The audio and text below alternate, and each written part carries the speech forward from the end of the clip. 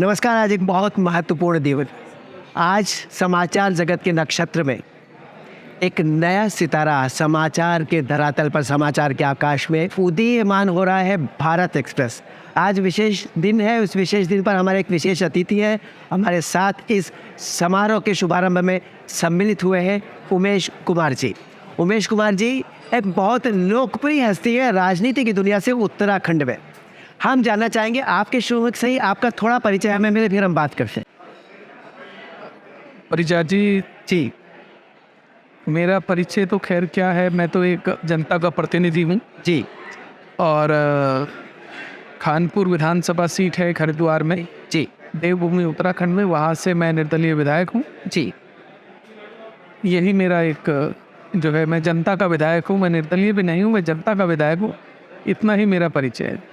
बहुत सुंदर बात कही। नम्रता आपके शब्दों में साफ तौर पर दर्शित हो रही है। आपने कहा कि मैं जनता का विधायक हूँ। आपने अभी कुछ दिनों पहले एक महत्वपूर्ण आयोजन कराया था, बहु विवाह करवाए थे, तो उसकी वो योजना किस तरह से आपने सागर, कब से आप करते आ रहे हो और भविष्य में उसको लेकर आप क्या करने जा रहे हैं, क्योंकि ये बहुत महत्वपूर्ण है यह कार्यक्रम। जी कॉलेज में था जी तो एक किस्सा मेरे सामने ऐसा आया था कि एक परिवार था, वो बहुत गरीब लोग थे। अपनी बेटी का विवाह ना कर पाने के कारण उनके पास व्यवस्था नहीं थी पैसों की, तो उस पूरे परिवार ने आत्महत्या कर ली थी।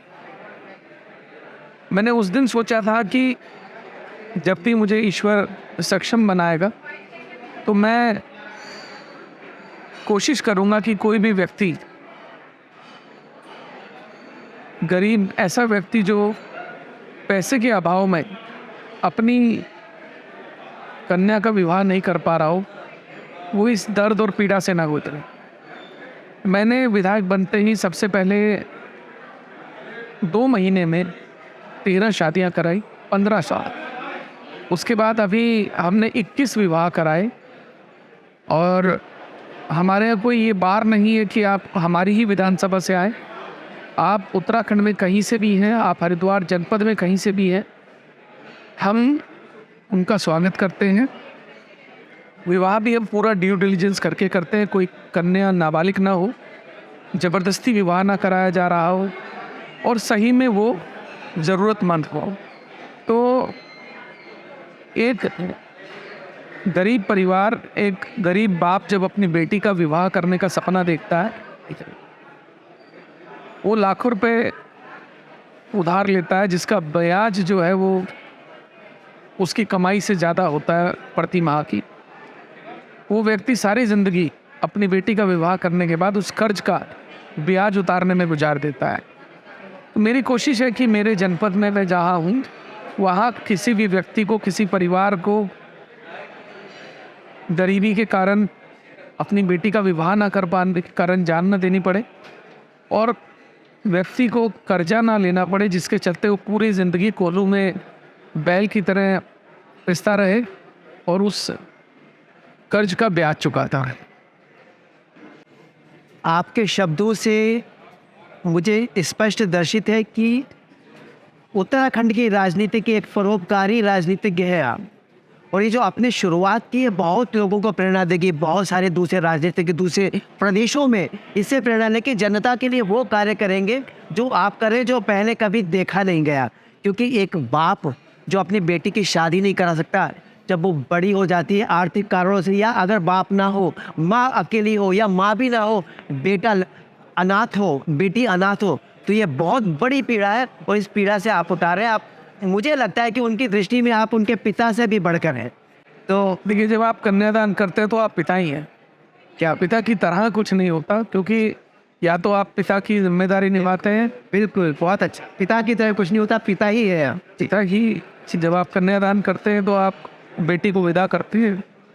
ये कन्यादान आपको पिता होने की जिम्मेदारी का एहसास दिलाता है। हम गौरवान्वित थे कि आप जैसा व्यक्ति तो आज हमारे साथ इस बड़े अभियान की शुरुआत में श्री गणेश में हमारे साथ सम्मिलित हुए अपनी शुभकामनाओं के साथ, क्योंकि आपके साथ बहुत लोगों की शुभकामनाएं। इसलिए मैं ये चाहूँगा कि आप एक राजनीतिज्ञ होकर के और एक समाचार दर्शक की दृष्टि से, दोनों ही दृष्टि से आप बताइए कि हम लोग क्या ऐसा बेहतर करें कि हमें सबका प्यार मिले और सबका सत्कार मिले। देखिए, मैंने जीवन में बहुत लोग देखे, बहुत दुनिया देखी। जी। लोग जरा सा संकट आने पर हाथ पांव छोड़ देते हैं, घबरा जाते हैं और परेशानियों का सामना नहीं कर पाते। लेकिन उपेंद्र राय मेरे दोस्त हैं, मेरे भाई हैं, एक ऐसा जीवट व्यक्ति है जो व्यक्ति कभी हार नहीं मानता, जिसने कभी हार मानना सीखा नहीं। वो व्यक्ति अंतिम दम तक अपनी लड़ाई लड़ता है, संघर्ष करता है, गिरता है, उठता है, फिर दौड़ता है। वो व्यक्ति अगर कहें तो एक ऐसे शूरवीर की भांति है जो पूरी सेना के ख़त्म हो जाने के बावजूद भी, क्या बात। एक योद्धा की तरह लड़ते लड़ते मरना स्वीकार करता है, हारना स्वीकार नहीं करता। तो मैं अपने इस योद्धा भाई को हार्दिक शुभकामनाएं देता हूं और मुझे पूरी उम्मीद है, क्योंकि मैं उन्हें ये नहीं बताना चाहूँगा कि चैनल कैसे चलता है, कैसे चलाया जाता है, वो भली भांति परिचित हैं। मेरी उनको शुभकामनाएं हैं, ईश्वर उनको शक्ति दे, उनको संपन्न करे और उस शूरवीर को, उस योद्धा को उस मुकाम तक लेकर जाए वो जिसकी चाहत रखता है और जहां हम उसको देखना चाहते हैं। हम आपके शब्दों के लिए बहुत आभारी हैं। आपने हमारे समाचार सेनापति उपेंद्र राय जी के लिए जो शब्द कहे, वो हम भी गौरवान्वित हैं, हम भी भाग्यशाली हैं कि उनकी सेना में हम भी एक सिपाही है। लेकिन आप जैसे लोग जो इतना कुछ कर रहे हैं आम जनता के लिए, गरीबों के लिए, पिछड़ों के लिए, उनके लिए तो हमें लगता है कि हमारे पास प्रशस्ति के लिए, सम्मान के लिए शब्द कम पड़ जाएंगे। और आज शामिल हुए, आपने हमें शुभकामनाएं दी, आपकी शुभकामना हमें बहुत आगे तक लेके जाएगी। बस अंतिम रूप पर ये कहना चाहूँगा कि क्या हम ऐसा करें कि राजनीति की दुनिया में हमको किसी की तरफ झुकाव वाला चैनल ना माना जाए। हम लोगों को क्या बात उस दिशा में ध्यान रखना चाहिए, एक राजनीतिज्ञ की दृष्टि से आप कहेंगे? अपने सम्मान और स्वाभिमान से पत्रकार को कभी समझौता नहीं करना चाहिए, ईगो नहीं रखनी चाहिए। जी। पत्रकार का मतलब है आम जनमानस का प्रतिनिधि, समाज का चौथा स्तंभ है।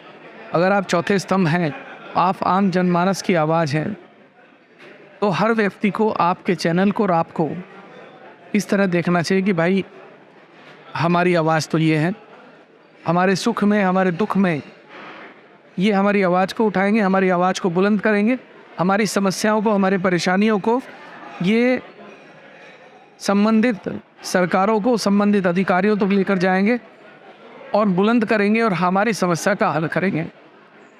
यही एक पत्रकार की भूमिका होती है। इसी भूमिका को निभाने के लिए मुझे लगता है हर पत्रकार को अपना जो है बेस्ट देना चाहिए, तभी आप एक सक्षम पत्रकार कहलाएंगे। देखिए, पत्रकार के पास क्या होता है? क्रेडिबिलिटी। जिस दिन आपने अपनी क्रेडिबिलिटी खो दी, उस दिन आपकी पत्रकारिता ख़त्म हो गई। अपनी क्रेडिबिलिटी बना के रखिए, आप बहुत आगे तक जाएंगे और सम्मान मिलेगा आपको। समाज में लोग आपका आदर करेंगे। जिस व्यक्ति का सम्मान नहीं है, उस व्यक्ति के जीने का कोई औचित्य नहीं है। अगर जीना है तो सम्मान से और शान से जिए। सम्मान तभी मिलेगा जब आप अपने कर्तव्य को निष्ठा के साथ निभाएंगे, जिम्मेदारियों के साथ निभाएंगे। आपके शब्दों से हम सम्मानित महसूस कर रहे हैं। हम प्रयास करेंगे कि राजपथ पर चलते हुए हम जनपद की भावनाओं को भी ना भूलें और एक अपनी लंबी अविराम यात्रा को गतिमान रखें। बहुत धन्यवाद आपके शब्दों के लिए, आपके समय के लिए, आपके साथ के लिए और आपकी शुभकामनाओं के लिए। बहुत धन्यवाद हुए।